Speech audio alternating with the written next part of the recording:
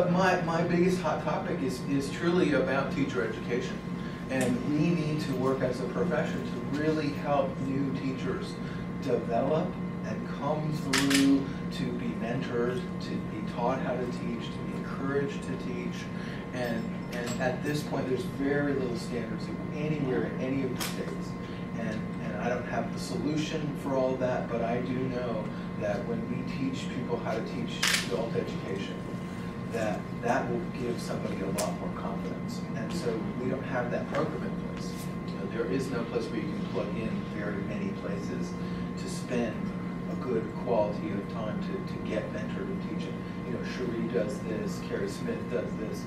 We do it at the Florida School of Massage a little bit. But, you know, there's no way to just plug into how to learn to be a teacher. I was trained as a teacher when I was 16. I went through a lot of different experiences of training people to be teachers. We don't have that yet. So where to start? Where to start with teacher education, with standards? Is that sort of the question you're Yeah, where would we start? I mean, where would this group of women begin? Give us 20 minutes, we'll figure this out. I just cured it. We'll get it. I didn't know where to start with that. Well, you know, there are some states that require, I know Texas is one, for example, that requires everyone who's going to teach 30 hours. Yeah, a 30-hour mandatory course. And I don't know what the standards of that course are. But, I do. Because I helped create that, unfortunately. Talk about that a little bit. Because there was nothing that was done, and I worked with someone to create a 30-hour course. It was a really good 30-hour course. And originally, he was the one, because he's from Texas, who was, you know, I'm not from Texas, so, you know, it's kind of, you know, Texas is its own world. It's not just its own state. It's a unique culture. So it wasn't that, we weren't doing it so that they had to take our course, but we wanted that these were the objectives, and this is what should be in a basic 30-hour course. It's really the whole point of that. Well, that's not really how it turned out. And so what's happened there is a lot of schools who don't have necessarily teachers that were teaching well in the first place are teaching the teacher courses. But it's better than nothing. I mean, it's better. And plus, I don't know what the hours are, but I know in Texas they have to take, I think, 10 or 12 hours a year of continuing ed if you're a teacher. On teaching. On teaching. On teaching. Oh, that's a place to start. Wow. I don't know, but don't quote me on this. I don't know what the rules are, but I know that, because once it all went haywire, I'm just like, okay, I'm here. Even an 8-hour class would be fabulous once a year. If it were a good class. Right. That's the thing. So once you're going to require continuing education for teachers, say hi to Lee for us. I will. Yes, Steve. Thank you. Thank you. Bye, I'm a Lee. big supporter. We I know. believe in Thanks, women. Yeah, we exist. No, you don't just exist for me. But I mean, it's one thing to say, let's require eight hours a year for teachers and continuing educational teaching skills. But if there's no one who knows how to teach teachers, you know, what you need is some kind of assurance that those 8 hours are going to be well spent. And that's really difficult. Yeah, I know. I mean, because I take teaching classes all the time too. I mean, I love to learn and get new ideas, and I can't tell you how many times I've sat in those ones like going, oh my God, I have to sit through this class, I can't leave. And, you know, I've been to some of those too. Yeah. And so that's the frustrating part. You know, and especially as part of a school, a couple of times with some schools that I've been teaching at, and they bring these people in because they can't have me teach because I'm on staff, and it's just a conflict of interest and all that kind of stuff is fine. And then to just be, you know, bored to tears, or it's really not quite accurate information. It's bad information, or it's, you know. And that's really tough. And I think that's going to be the most difficult thing, and I don't have any idea how to regulate that or how to, I just want to get people started talking about standards, and that's what we're doing at the Alliance, you know, and that's the committee I've been spending a lot of time on, is let's, as an industry, say, what do we want our teachers to know as teachers? Now, the next step, how do we make sure? I don't know. I mean, that's going to take a lot of planning and how to do that. And buy-in. Does the school certification board, CompTIA, do they have any input in terms of the qualifications of the teachers in that school that they are offering the credentialing to? They have certain They guidelines. do, but Yeah. more like we're with ACCSC, but they have to have your instructors have to have at least 3 years In of practice. experience, and then they have to go through some sort of instructor's program. In our school, we do have an instructor's program, it's 1,200 hours. Wow. And they're in school for a year before they teach. If they don't have to, and that's a program, but we've also taken people who are exceptional therapists in the field and brought them in, and basically you're kind of they're under your wing, and you teach them how to teach, but it's a lot of observation, it's a lot of, okay, you're stuck with this instructor for the next 3 months, and I want you to watch the dynamics of the class, I want you to see, how your boundaries are huge, ethics and boundaries, and teaching massage therapy is absolutely huge, and how you say different things to students and how personal students are going to take that. And so that there's a big dance when you're teaching, and you're teaching them every day and every day and every day. It's much different than a comment where you're going to kind of stroll in and you get to be the star for the next 14 hours, and then wow, everybody loves you and you're out the door. Versus where were you last Tuesday? Right.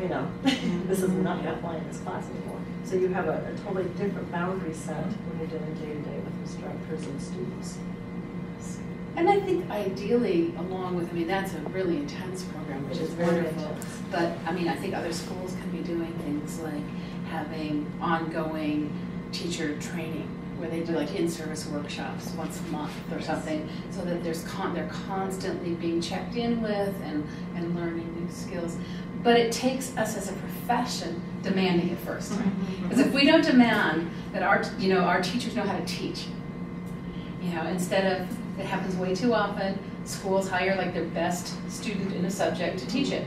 And they might really know that subject really well, and they might be lovely people, but they don't know how to get it across. Knowing something and communicating it are two different things. And the resources Right. in the industry, like ABMP puts out some pretty nice things, their webinars and that to kind of help with that, but there's not that Not enough. lot of information for instructors. Instructors are bored. We have instructors that have been in the field for 20-some years, they've taken everything you can possibly imagine in the field, and they're getting kind of bored. And like you said, they go to the teachers, instructors trainings, and they're like, yeah, done that. So there needs that edge and that challenge. Well, and then the Of course other thing it all- that hasn't been spoken about yet is that the students that are coming to school today have such different expectations. There's the whole thing about the 21st century student, and it's not that they're stupid, because they're not, but it's that their expectations and the way they learn and the way their brains are wired is not the way we are. And if you're not willing to learn that language, if you're not learning to climb that learning curve, you're going to be nowhere, And that means giving assignments on YouTube and stuff. It just does. And you'll notice I'm not in the classroom anymore. It's really hard. Let me ask Angie, when you were doing Massage School Makeover last year, and you were really sort of getting into the bits and bytes of some schools, was that a conversation that you were having, that people were having? Teacher standards in schools seems like something that people know they should talk about, but the schools were so overwhelmed with just trying to get some students in and trying to pay people and Many times, from what I've gathered through the information through the Massage School Makeover, they had to do a little questionnaire, and I asked a few pertinent questions because I was really curious. I wanted to get kind of a cross-section of America, not necessarily anyone's association or anyone's affiliation, just a cross-section of the U.S. people teaching. And almost 30% of the schools that replied, their educators were contractors. They were not employees of the school. They were contracted on board for 1099. And so those people really, in my opinion, it's just an opinion, don't shoot me. It's a thing. I think if you don't have a vested interest in the company that you represent, then I think that, I'm not saying that these folks have better or worse. I'm just saying I was surprised by that. I would have thought that an educator for a school would have been employed by the school and not a 1099 with, with I don't know what kind of credentials. Now, that's not to say there aren't some fantastic 1099 educators out there. But that was kind of a percentage that was stunning to me. And equally as stunning was the diversity of the core competencies that were part of the curriculum. Core curriculum that you need to have. Some of the most esoteric things were being taught, way left field, that were not in anywhere, shape, or form on any exam to get your licensure, but they were taught as core competencies. And some of these schools, what I learned, some of the schools were obviously accepting tuition money and saying, yes, you're going to be a massage therapist, but really not teaching the core competencies needed in order to pass your exam and to be licensed and be a proper massage therapist. So when we're talking about teacher qualifications, we should also talk about just general standardization of education, because it is all over the board, from tuitions as low as $250 for, I don't even know what they're teaching for that, to educations that cost $21,000. So Which is not necessarily that much better. Right, because you don't know. I mean, because you don't know what you're getting. You may be paying for a name, or you may be paying for a specific educator. You may be paying for a really lovely classroom.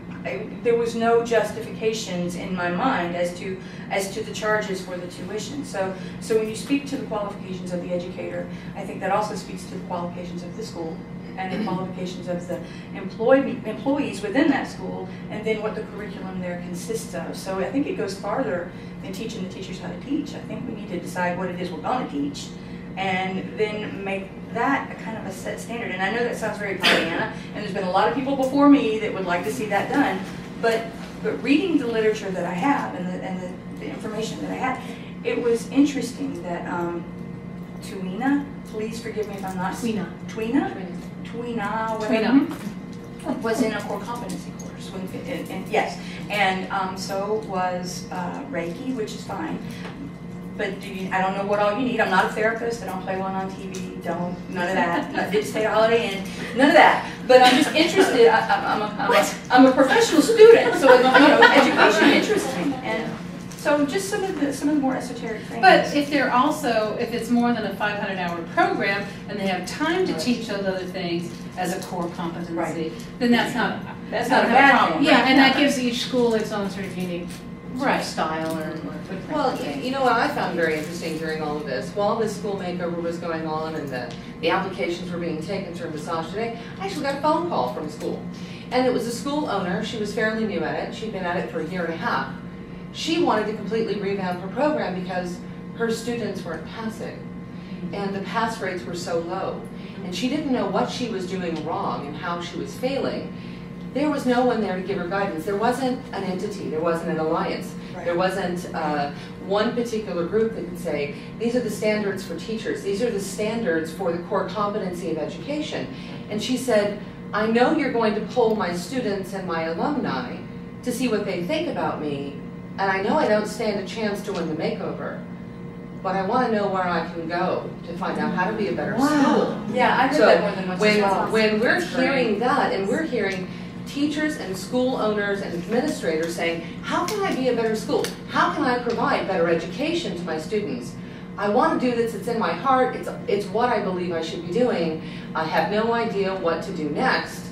And then I'm looking at the Alliance and NCB and MPLEX and all of these organizations stepping up and saying, it's time for us to teach them what the standards are, set the standards, and help the whole profession elevate from the education level down to the students. I think that we're on the cusp of making those changes nationally that have to happen to move us forward as a national profession, not a state by state. Of course, yeah, what that speaks to is portability. Exactly. So, Portability, but also didn't we have a 2-year plus process? And I know I saw Kevin Pierce here this weekend called the Body of Knowledge that that people contributed to, you know, for all across these markets. And are still contributing to. Yeah, and that there is something that a lot of people didn't exactly agree on, which is good. I mean, everybody felt a little screwed, so that's good, right? But they had, we have a massage body of knowledge. Yes. So why isn't that part of?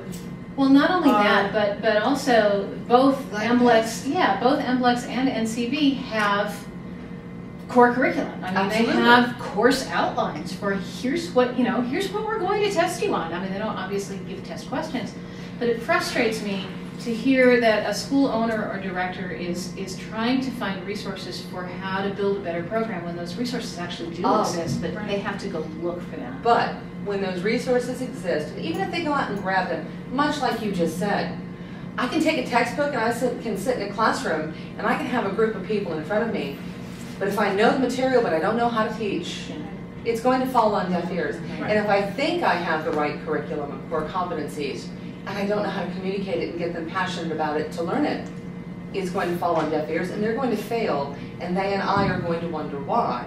So body of knowledge, standards for education, standards for passing the test, that's all one thing, but the alliance and standards for educators is going to be a real key there as well. And we're excited. I mean, I'm on that committee, and we're just jazzed, and we're almost have it ready to put it out for comment. Yeah, I was going to ask if you could say what it is. It is. What is it? Well, we've been working on this for a year, and we've come up with 8 standards with competencies under them. And we have what we call, we don't know what we're going to call it yet, like core or entry, whatever, so that every teacher who's teaching, whether you've been teaching for a year or 30 years, needs to know that before you're allowed to teach.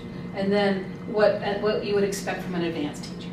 I mean, because certain things, someone's just starting off, there's some more esoteric things about classroom management and things that they're not necessarily going to have down yet. The taxonomy things. Yeah, some of the higher Bloom's taxonomy things, but which actually I think they should have before they start. But I'm a tough one. You know, I'm a tough one when it comes to that kind of stuff.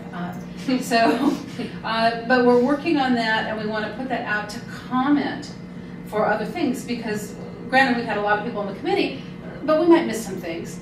And we want this to be from all the educators out there to put their input in, whether you're a member or not, doesn't matter, but it's just like, let's really create this as, you know, from the teachers for the teachers. And it's not about criticizing if you're a good teacher or not, but what in my heart, it's like, here's what I want to do. Okay? And for many years, about 25 years, I was a member of the American Society for Training and Development. Because that was the closest thing there, you know, to have, because there wasn't anything for teachers in this field. Not really. There's some place that they said they were, but there really wasn't anything. And that was great. Now it was corporate training, but that's still all that comes into a classroom training. And so I've had tools, and I've had lots of training, and I've given trainings for the last 20 years in teachers' trainings. And it's why I like teaching the topics I teach, because I can always learn to do it better. But there's not a lot of, and I hope this is going to change, but there hasn't been a lot of excitement about this. People, the comments we've gotten is fear-based comments. Oh my God, you're going to tell me I'm not a good teacher. No, that's not the point. The point is, what do you say? This is what, you know, I really want all my colleagues to be able to do, you know, so that we can all feel really proud. You know, and then there's the little flip side of me, the little troublemaker of me. Yeah, and then you can all start demanding more money. As teachers, because most schools pay their teachers really poorly. That's true. Not all of them, but the majority do. But if you come in more highly qualified, yeah. So there's a lot of that here. But that's what the teacher standards are. And then we're going to have like, I don't know, a separate section maybe for, it's like, this is what all teachers have, and if you're a CE provider, here's some other standards you need to have too. Yeah, because if you're just a teacher in a school, there's certain things you don't need to know how to do. But as a CE provider, there's some of the administrative and some of those kinds of things that you also really need to know how to do. And then frankly, the next thing we're going after is schools. We are going to create, so that's why I've got to get really involved, what the core standards are going to be for schools. And not the education part, but just kind of the ethics and the communication and the teachers' trainings that they have to offer for their teachers. So it's more about structure than content. Yeah. Well, and I think that's really important, because I think that, you know, you can look back at the accrediting agencies, but as far as your teachers, as far as your core curriculum, as far as any of this stuff being able to be launched or making it happen, it has to come from management. Right. It has to come from the administrative part of the school, otherwise it's that standard that's set, that you have to meet or it costs you money. Right. Because, the school owner, you don't like to make, those checks out. Right. At all. I know. And you don't want them to come back a few times for team visits, and you want it to be clean and you want it to be clear.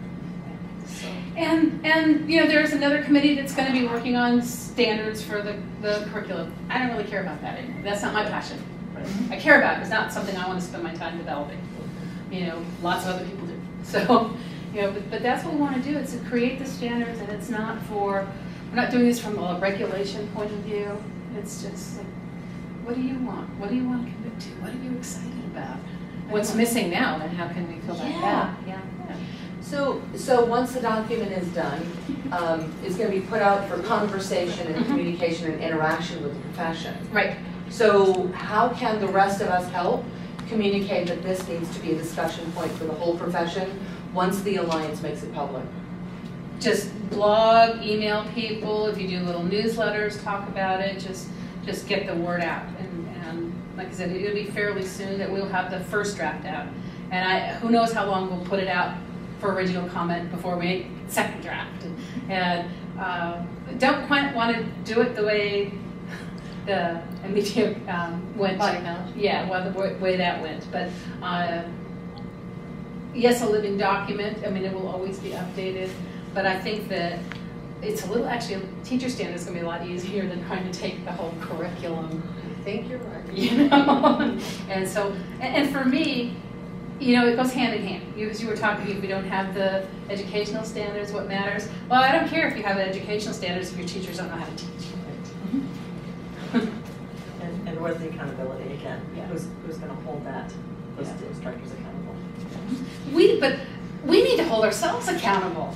But how can we hold ourselves accountable if we don't even have a blueprint? Right, there's nothing to hold us to. And unless you have a formal education background or been a trainer, a corporate trainer, things like that, where they have, this is kind of what's expected, they don't really know. And I'm hoping that when they see this, it's like they're going to be able to go, oh, yes, I do this. Ooh, that's something I don't really have under my belt yet. So I need to go learn that instead of, sort of a shame thing, because that is not what this is about. Defensiveness. Yeah.